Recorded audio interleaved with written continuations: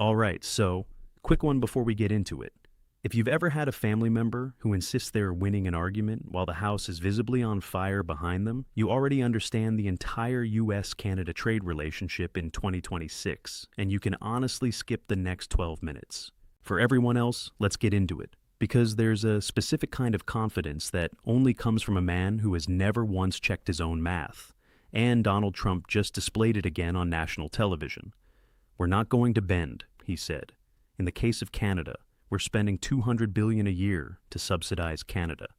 $200 billion, said with the total conviction of a man reading a number off a fortune cookie. The real trade deficit, the actual measurable one, is about $45 billion. Not 200, 45. And when reporters, doing the extremely basic job of reporters, asked the White House to explain the other $155 billion, the answer came back that they were also counting the gap between Canada's defense spending and NATO's 2% target. Add that in, and you get to roughly $58 billion, which is still somehow less than a third of the number the president said out loud with his whole chest. It's worth sitting with that for a second because it's not just wrong. It's wrong in a very specific way. The kind of wrong where the real number wasn't embarrassing enough on its own, so it needed a costume.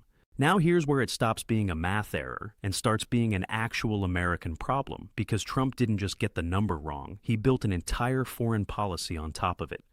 "We don't need their cars," he said. "We don't need their energy. We don't need their lumber." Of course, the Wall Street Journal, and I want to stress, this is not some outlet Trump can dismiss as the liberal media. This is a Rupert Murdoch paper, a conservative institution that has spent decades being sympathetic to exactly this kind of politician. The Journal looked at that claim and essentially said, respectfully, that's not how any of this works. Their reporting found that Trump's auto and parts tariffs have cost around $35 billion just through this past April. Steel and aluminum tariffs added another $17.5 billion on top of that. And separately, an independent tracker called We Pay the Tariffs put the total cost to American businesses and consumers since March of last year at over $317 billion. Let that sit next to the $200 billion he invented for Canada. He made up a subsidy that doesn't exist to justify a policy that's actually costing more than the number he made up. If you tried to write that as satire, an editor would tell you it's too on the nose. And it's not abstract. A March report from Cox Automotive found the average new car price jumped over 10% because of these tariffs. The Anderson Economic Group put the added cost per U.S.-built car at around $1,600 in a single year. New vehicle sales in the first half of this year averaged under 16 million, down from the 17 to 18 million range the industry used to see before the pandemic. People are keeping their old cars longer, fixing them instead of replacing them, which sounds fine until you remember what happens to auto workers when fewer new cars get sold. And what happened is somewhere between 75,000 and, depending on which report you trust, over 100,000 lost American manufacturing jobs since Trump took office, more than a third of them in the auto sector specifically. The sector he claims the tariffs exist to protect has spent most of his term contracting. 5 straight months of manufacturing contraction by the key industry index, and by one measure, 30-some straight months of manufacturing employment decline.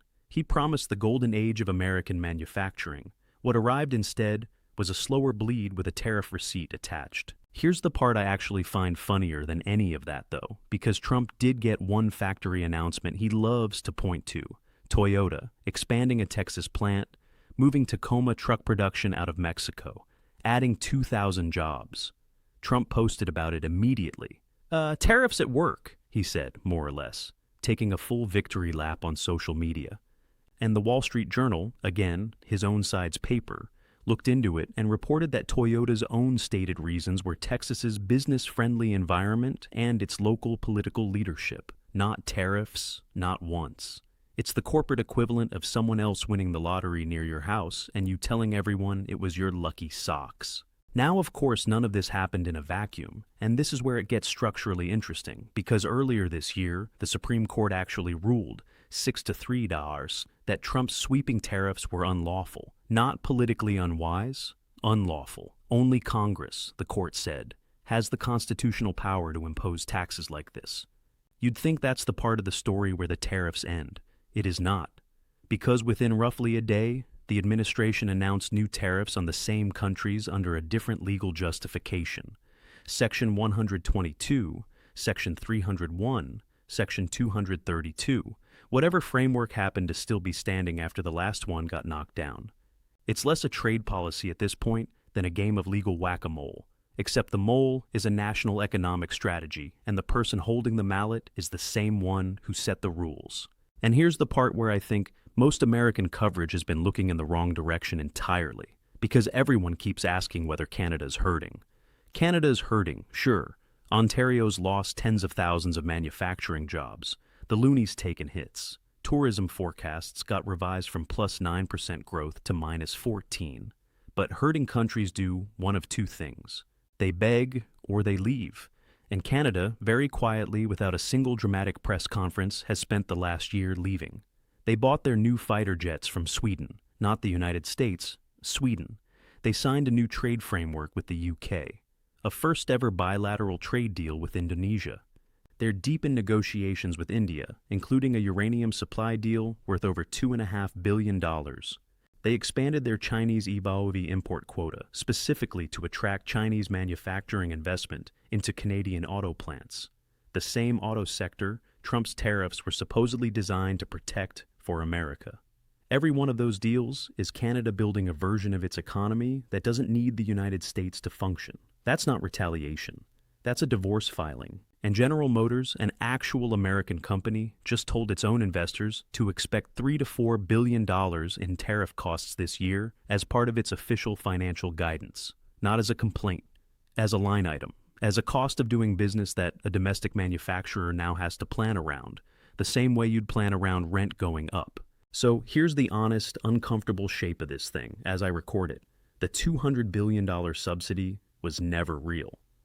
The trade war built on top of that fake number is real, and it's cost American consumers hundreds of billions, cost American auto workers tens of thousands of jobs, gotten slapped down by the Supreme Court and reinstated within a news cycle anyway, and convinced one of America's oldest and most reliable allies to go build its future somewhere else.